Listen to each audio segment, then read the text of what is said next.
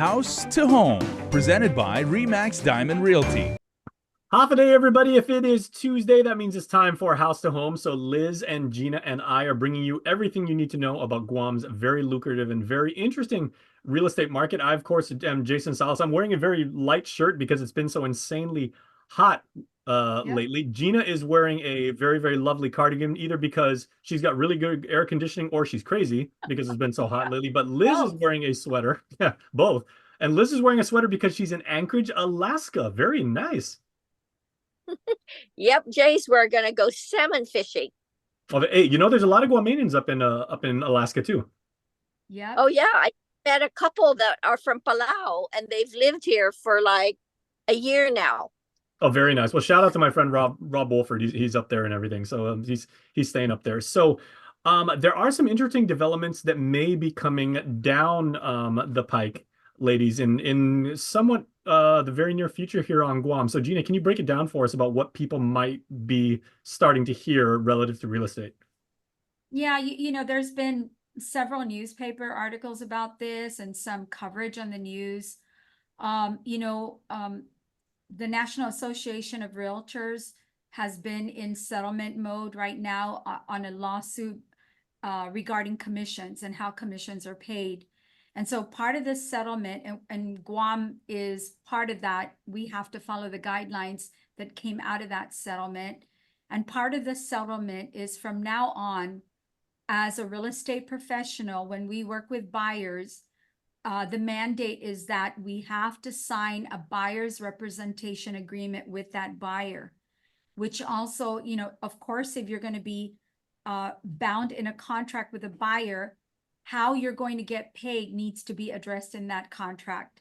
So buyers now will have to sign an agreement. It could be exclusive or non-exclusive, but basically you're now on the, we all know that sellers hire real estate agents to represent them. But now, in order for me or Liz to show a buyer a home, that buyer has to first sign an agreement that we will represent them, whether it's exclusively or non-exclusively, but it's a contract between the two parties. And in that contract, it's going to spell out how that buyer is going to pay our commission. Because now buyers will have to pay the commission. So is this kind of like putting you on retainer almost, like a client would an attorney? Well, they have to sign that, either if, let's say, they're signing with me or Gina, they have to sign a document that states we are representing them. Mm-hmm. I guess it's a closure, who represents who, which was part of that settlement, because it was contended that if I was a seller and I hired Gina to represent me, there were issues about how that commission was paid. So now, because of this lawsuit, buyers have to be represented, and they have to show that I, for example, will represent you, Jason Salas, to show you properties. We have to have you sign a document before we even show properties to you. So if you wanted to buy a house or a condo, we have to get that document signed, and it's mandated that we do that. Now, this starts in August, but I think in preparation, I'd like to start doing this now in practice, so that once it does take effect, it's not that difficult. It does not change how we operate. It just defines who represents you, that I represent you as a buyer and Gina represents the seller, so it's just all about disclosure, making it very clear. Now, all of this was already in place in writing, but again, because of the suit, we are now mandated to make it even clearer in terms of who is representing whom. Now, it doesn't change the fact that the sellers may decide that they will give some concessions in terms of how that compensation will be paid. But I think we just want to make sure it's clear. Our objective today is to make it clear that any buyer will have to have representation to work in their interest. Yeah. Okay. Now, Gina, one thing that you've always stressed in, the 9+ years that we've been doing this segment now is is do your homework if you are a buyer or seller from either side of the transaction, and also shop around. I mean, it's smart business if you actually like see what all your options are, and then either pick the one that makes the most financial sense, the most timetable sense, or the realtor that you just feel most comfortable, or you vibe with, as the kids say. You catch a vibe with that person, right? Does this in any way now change that sequence of events, that you're able to like kind of like go around and kind of like meet the realtors and see which one really is the best for you? Well, so, and I'm pulling myself back. If I were a consumer and I realize now that I'm gonna, the rule is set. We're not going to be able to show you properties without you signing an exclusive or non-exclusive buyer's agreement with the agent. So number one, if you're working with a buyer's agent who's not talking to you about this, and you better ask more questions, because obviously they don't know what's come down the pipes, and that's a problem. Number two, I believe, as Liz believes, that not much it's changing, but now as a consumer, now that you understand that you're actually signing a contract with the agent, not only should you connect well with that agent, but the concept here is that the commission for your buyer's agent, you, the buyer, you're responsible to make sure that your agent gets paid through negotiations or through your own pocket. But it is your responsibility to make sure your agent gets paid. So I would add one more thing to that requirement, that, okay, I vibe with my agent, but now that I know I'm actually responsible to pay you, I want to make sure you're giving me absolute 100% the best service available. Because it's Which is totally fair. Yeah, absolutely. I'm paying for something, so I don't just need you to show me houses. I need you to do A, B, C, D, E, F, G until I close on my house. And honestly, on the buyer side, I think it's a lot of work on both sides, really, whether you're a listing agent or your buyer's agent. If you're doing a good job, there's a lot of work, period.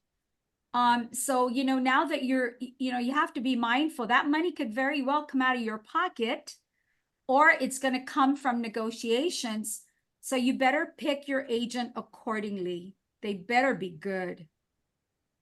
And in the final wash, Liz, this all just comes down to the client hopefully is going to still get the very best deal, the very best property, and the very best total experience with whomever they choose, right? I mean, you two are my favorite agents in the whole wide world. We've established that, there's no argument there. But for whoever the client is and everything, it just results in a better overall experience for them. Would that be correct? That's right. And your buyer's broker or buyer's agent, whoever you're working with, will have to fight for you. Will have to find you the best property, number one. Number two, it's all about negotiation, if they're able to negotiate, and whether they have the skill to negotiate the terms. We want buyers to know now that your agent is not working for nothing. They have to be paid some compensation, whether it comes from you as the buyer out of your pocket, or whether your agent negotiates well with the listing agent to ensure that the buyer's agent gets paid for the services they provide. We all work for provide services, and we're not working for free. So we just want to make sure buyers are aware, to make sure they signed a buyer's agreement for them to be represented. And it's all about service. I think the key here is not about the compensation. To some degree, yes, but it's all about the service.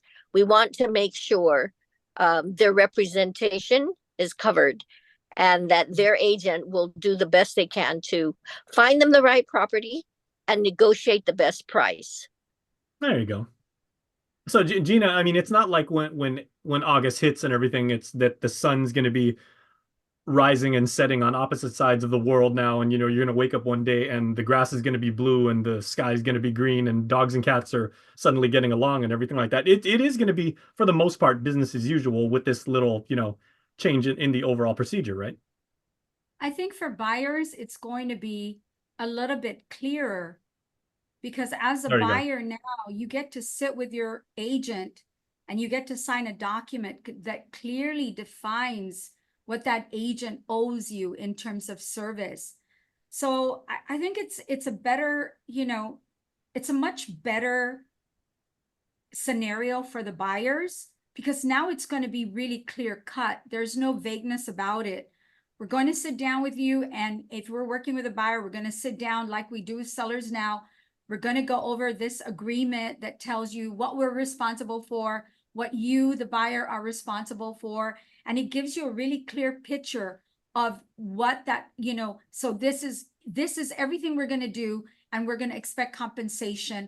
And as a good buyer's representative, this is how we might be able to work out the compensation package. So I think it's actually much clearer for buyers now.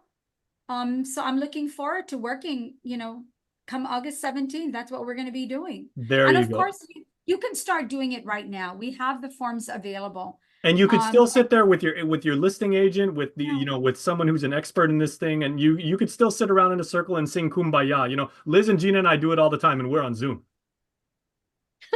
That's correct. And it keeps our relationship as potential buyer and potential seller and agents, like very, very, very, very fluid. And I think that's a good thing. Yeah, I mean, that's what the Communication is good. agreements do. Jason, I think Yeah. our relationships are fluid, but the buyer's agreement really solidifies the responsibilities on both sides. There you go. And Liz, we'll end Yeah. with you because we always use the analogy on this show as, it is a relationship between the realtor and the client. And as in any relationship, communication is key. That's right. And the documentation that a buyer would sign, of course, there's got to be an expiration date. It could be exclusive, it could be non-exclusive, but we want the buyers to also know there are different forms of representation. Is it exclusive, non-exclusive? Is it specific to one property? We want to make sure they're aware. So Gina and I will be educating the buyers that we work with to ensure that they're familiar with the process as well. Okay, well, speaking of the sun rising and setting and everything, Liz, you got a couple more hours daylight because you are in the great frontier up there in Alaska. And man, good salmon fishing out there. So we're going to let you go ahead and get to it because you got a couple more hours of daylight to catch a really big one and send us a picture. Definitely. I'll show you a picture. All right, hey, please And be safe bring out us there. some salmon. Yeah, salmon Yes. will be good Get this some time. picture. Bring fish back. For sure. Hey, Year. if you bring the salmon, then I've got the crackers. Okay, There you you got go. it.